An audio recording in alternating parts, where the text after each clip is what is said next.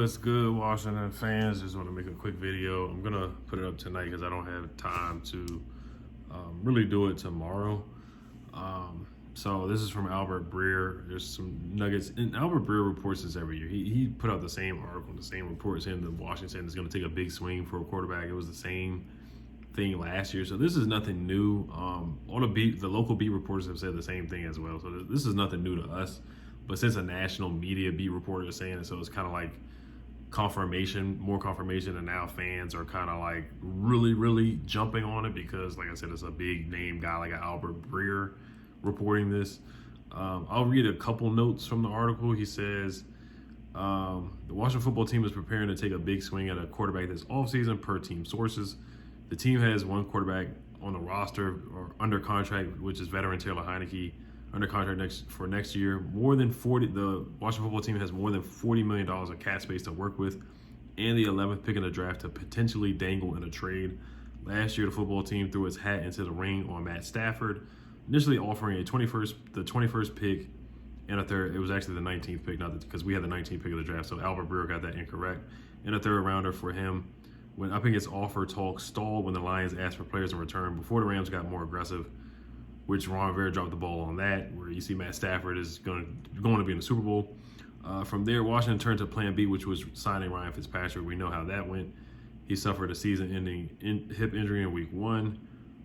As to the effort to find his next franchise quarterback with big names like Aaron Rodgers, Russell Wilson, or Deshaun Watson potentially out there, Washington feels like it has plenty to pitch to such a veteran. While Brandon Scherff's free agency looms, it'll be open-minded approaching a new contract.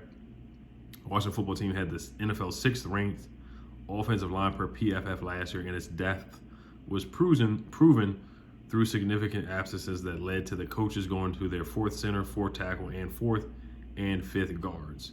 Washington also had a 1,000-yard receiver in Terry McLaurin, a 1,000-yard rusher, Antonio Gibson, and other weapons on the offensive side of the ball like Logan Thomas or Curtis Samuel returning from injury, and the defense still has good foundation with Chase Young coming back from the ACL surgery. Then there's the intangible factors, getting to live in D.C., the D.C. area, which nobody really cares about, and being on the front end. Does Sierra care about that with Russell Wilson? Probably not. On the front end of a team rebrand that will be unveiled on Wednesday, and the fact that the cap flexibility would give a quarterback a shot to bring a piece or two with him. So if you put all that together, there's reason to pay attention to Washington as the football team again throws its hat in the ring. There's no guarantee, of course, with Ron Rivera, Martin Mayhew, and Marty Herney reeling their big fish in March or April, and the failed pursuit of Stafford is proof. But if they don't land one, it sure won't be because their line isn't in the water. So we all knew this. They're going to go big or go home. I'm not going to say go big or go home, because there's some middling tier quarterbacks that I do think Ron Rivera is interested in getting, such as a Mitchell Trubisky or a Jimmy G or somebody like that. But yeah, I mean, they should. This is something they should do. Ron Rivera, he was on the radio saying, why wouldn't somebody want to come here? Why not DC? Why wouldn't Deshaun Watson want to come here when 106.7 The Fan asked him on the radio? Why wouldn't Deshaun want to come here? Why wouldn't Russell Wilson want to come here? Why wouldn't Aaron Rodgers want to come here? I don't think Aaron Rodgers is going to come here. My prediction is Aaron Rodgers is going to the Broncos with that offensive coordinator from the Packers that he was coached under. I think he's going to go to the Broncos. That's my pick for him. Russell Wilson, Mike Garoppolo, the reporter for the NFL Network, and I want to say Fox Sports as well, he said on Ben Standing's podcast, Washington should be looking at Russell Wilson, and Russell Wilson should be looking at Washington. And Mike Garoppolo is very plugged in, and it made sense. Now, will this happen? Who knows? Deshaun Watson has to waive the no-trade clause. So a lot of this stuff is a long shot. But like I said, I wouldn't count Russell Wilson. I think out of the 3 quarterbacks, I think Russell Wilson is the more realistic. I get he's from Virginia. I don't think he really cares about that, to be honest, either. Sierra, does she really care about DC? Those are the things that you have to reel Russell Wilson in. Is Terry McLaurin and Antonio Gibson and Curtis Samuel, is that better weaponry than DK Metcalf and Tyler Lockett and Gerald Everett and guys like that? Not much, to be honest. You can't really count on Curtis Samuel, to be honest with you. So, but I would love to get a Russell Wilson here. I would be happy with that. You got to give up at least 3 first-round picks. You cannot be scared to mortgage your future. That's one thing with Martin Mayhew. He said that last year. You're going to have to give up picks, and they should have gave up more picks or they should have tried to outbid the Rams. But I think Stafford ultimately really wanted to go to LA, so we just didn't have a chance to really get him here. But yeah, we go on and on about this quarterback talk. Time will tell. And they do need to make a big swing. They got to at least try. You got to at least try. You can't just sit there and let things happen and let other teams get Russell Wilson, let other teams get these guys. You got to try. You got to try. You got to make an attempt. So this is stuff that we already knew. This stuff we already knew. And then John Keim did report that there is interest in Jimmy G, guys. So don't be surprised if we do trade for Jimmy G. This looks like that's a Redskins move right there, trading for a guy like a Jimmy G or like an Alex Smith. It screams trading for Alex Smith, and Alex Smith is better than Jimmy G, to be honest with you. So I think we would probably trade like a 3rd round pick or a 2nd round pick. Jimmy G's getting paid too, man. He's got a big contract. I want to say it's like $27 million per year.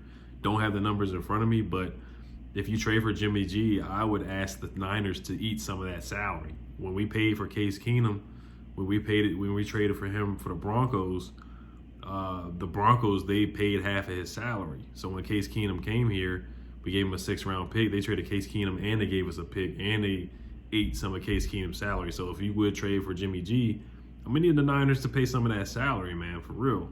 Because I'm not paying Jimmy G $27 million per year to be a game manager. That just makes zero sense to me. And is he really that much of an upgrade over Taylor Heineke? Is he better than Heineke? Yeah, it's debatable. If you're debating if somebody's better than Heineke, then you should not trade for them. You should not have to be like, oh, is this guy better than Taylor Heineke?